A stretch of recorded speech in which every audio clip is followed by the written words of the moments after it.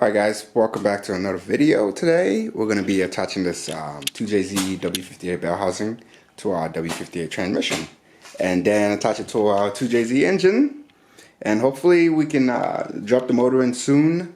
I got a couple parts I'm waiting for, and I had to order the shifter gasket that goes around here, rubber gasket, and then because I don't want to put the motor in and I won't be able to access this, but I could also just lower the transmission a little bit and reach up there and tighten that back down. But if anything, that's the plan for today. So I'll do set you guys up and we'll get to work and take this housing off here and put that one on. So let's do it.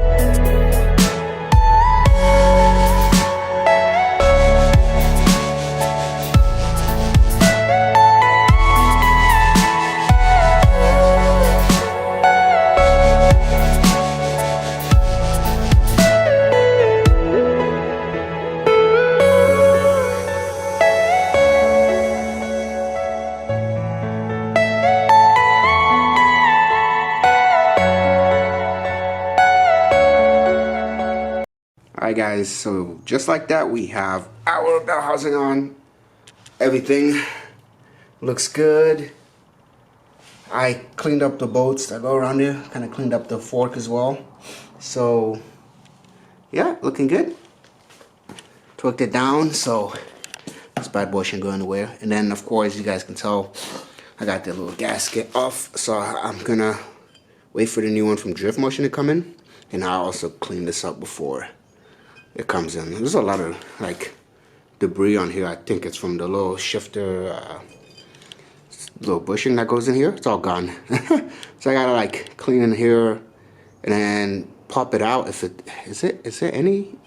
I mean, do you guys see anything in there?